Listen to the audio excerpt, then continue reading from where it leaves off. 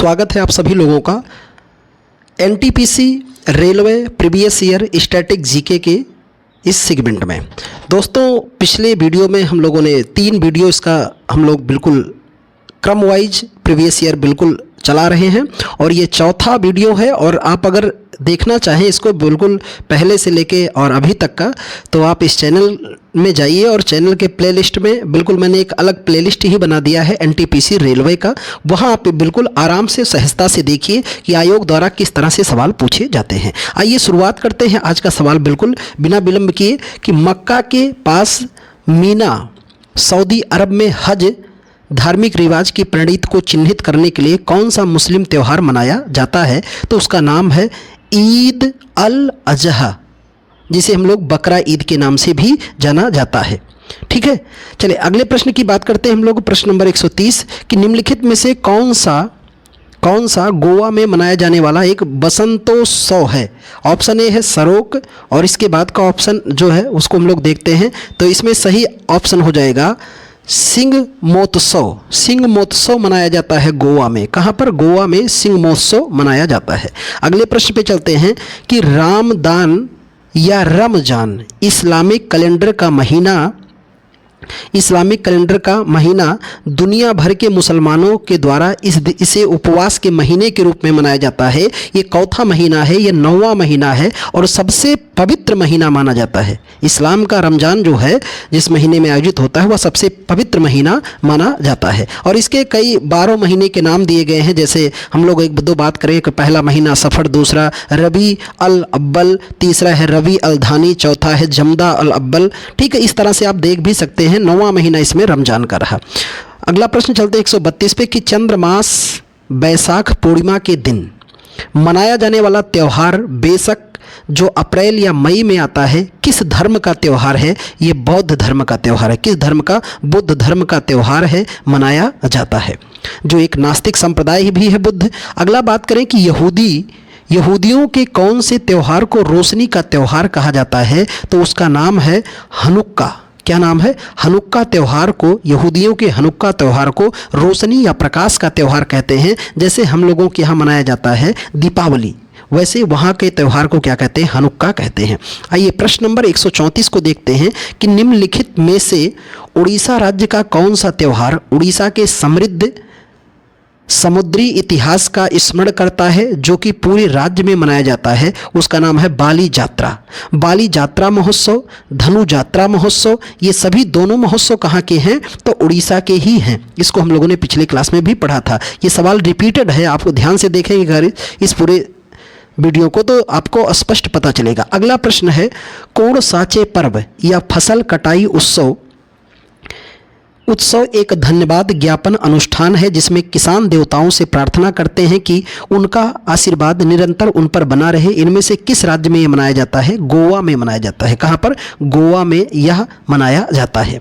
अगले प्रश्न की तरफ चलते हैं कि गुरु पर्व सिख धर्म के सबसे पवित्र त्योहारों में से एक है। इनमें से किसकी जयंती के उपलक्ष्य में मनाया जाता है? गुरु नानक के। तो सिख धर्म में कुल 10 गुरु हैं और जिसमें संस्थापक और पहले गुरु का नाम था गुरु नानक, जिनका जन्म पाकिस्तान में और मृत्यु पाकिस्तान में हुआ था और जिनकी मृत्यु भी कहाँ हुई है? करतारपुर, जो पंजाब है। कहाँ का? पाकिस्तान वाला पंजाब है, वहाँ पर। तो 10 गुरुओं में पहले गुरु यही है, गुरु नानक साहब। प्रश्न है कि निम्न डैश त्यौहार पश्चिम बंगाल, असम और भारत के अन्य राज्यों में मनाया जाता है? प्रायः मार्च के महीने में होली त्यौहार के आसपास आता है, तो उसका नाम क्या है? दोल जात्रा। दोल जात्रा त्यौहार पश्चिम बंगाल और असम तथा भारत के अन्य हिस्सों में भी मनाया जाता है। ड्री त्यौहार एक महत्वपूर्ण कृषि त्यौहार है जो मुख्य रूप से किस राज्य में अपातानी जनजाति द्वारा मनाया जाता है? तो उसका नाम है अरुणाचल प्रदेश में। कहाँ पर मनाया जाता है? अरुणाचल प्रदेश में मनाया जाता है त्यौहार, ड्री त्यौहार। प्रश्न है कि भारत में बैसाखी का त्यौहार वर्ष 1699 में किस सिख गुरु गोविंद सिंह द्वारा स्थापित खालसा पंथ के स्थापना का प्रतीक है? तो वो किस नंबर के गुरु हैं? 10वें गुरु। पहले गुरु का नाम है गुरु नानक और 10वें गुरु का नाम है गुरु गोविंद सिंह और 5वें गुरु का नाम था गुरु अर्जुन देव, जिन्होंने आदि ग्रंथ की रचना की थी। आइए प्रश्न नंबर अगले पे आते हैं कि निम्न में से कौन सा त्यौहार मुख्यतः वाराणसी में गंगा नदी के घाट पर दीपावली के 15 दिन के बाद पूर्णिमा को मनाया जाता है, तो उसका नाम है देव दीपावली। क्या नाम है? देव दीपावली नाम है जो मनाया जाता है। अगले प्रश्न की तरफ हम लोग चलते हैं। तो अगला सवाल बिल्कुल आपके सामने है। डैश झारखंड की आदिवासी आबादी का त्यौहार कौन सा है? तो उसका नाम है सरहुल। बहुत फेमस फेस्टिवल है ये सरहुल, जो झारखंड के आदिवासियों के द्वारा मनाया जाता है। वसंत ऋतु का यह फेस्टिवल है।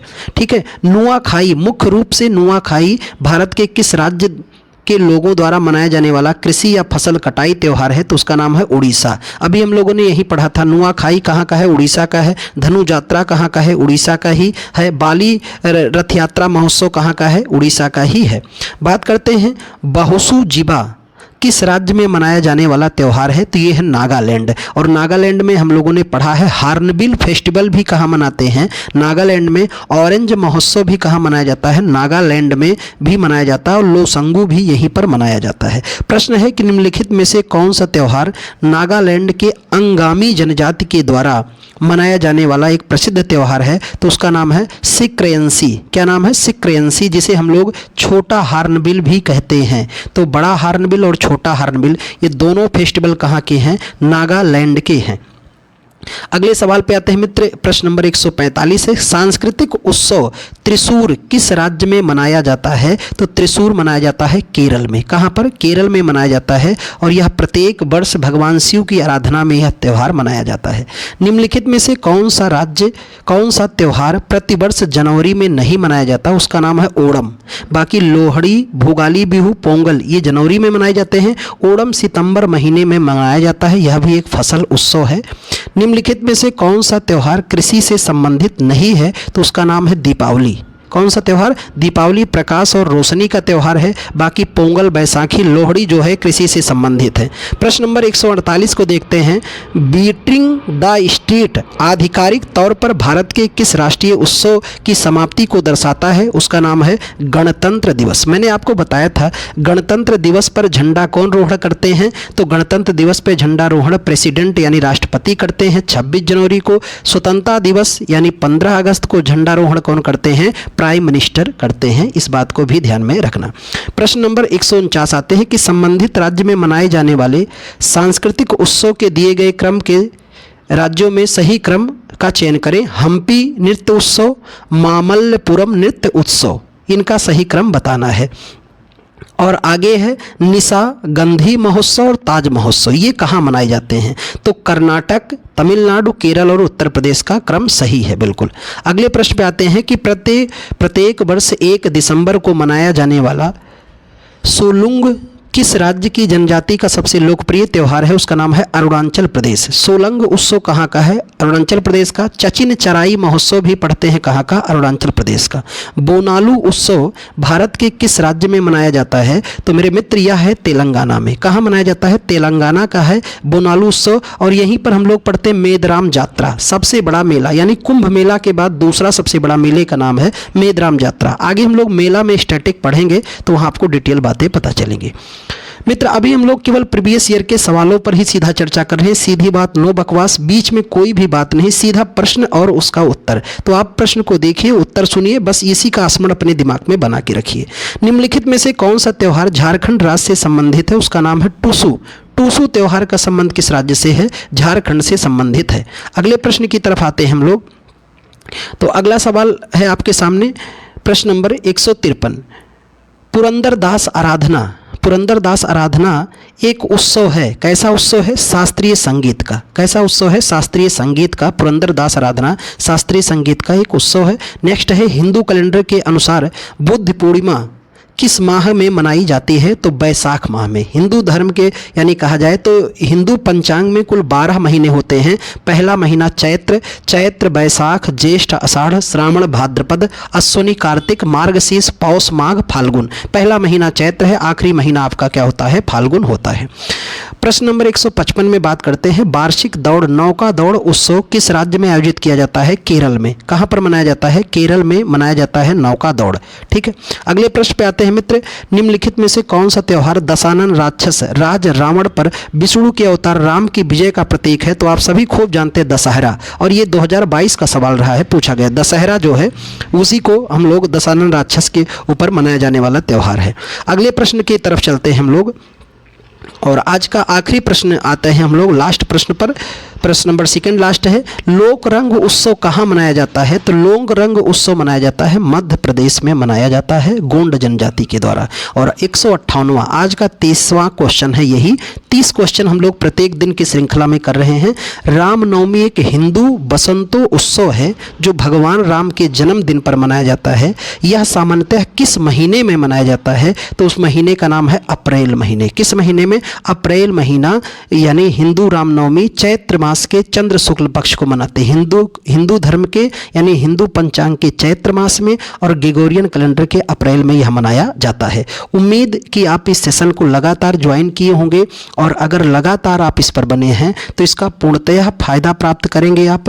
बिल्कुल उम्मीद कीजिए कि इतना सवाल इस पर आयोग ने अभी तक पूछ लिया है कि मेरा तो अपना व्यक्तिगत का यही मानना है मित्र कि CNTPC रेलवे के प्रीवियस ईयर को अगर आप 3 से 4 बार सुन लेते हैं, देख लेते हैं, तो मान के चलिएगा जो सवाल आएगा स्टैटिक जीके का वो आपका गलत नहीं होगा। और प्रश्न इसलिए गलत नहीं करेंगे कि ये एक बार अगर सुने रहेंगे तो ये तो रहेगा स्पष्ट कि मैं इतना जानता हूँ, जो बचेगा वो नहीं जानता हूँ। तो हो सकता है जैसे आप कहते हैं ना कि तुक्का लगाना, तो तुक्का तब लग पाता है जब आपकी पढ़ाई एक बेहतर स्टैंडर्ड लेवल की होती है। तो लगे रहिए और बेहतर करते रहिए, एक अच्छे संकल्प और एक अच्छी मेहनत के साथ, बिल्कुल जुनून के साथ बने रहिए तब तक जब तक अपना एक ओहदा सुरक्षित नहीं कर लीजिए। अगले पुनः इसी श्रृंखला में हम लोग अगले सेगमेंट में मिलते हैं, तब तक के लिए बहुत बहुत धन्यवाद मित्र।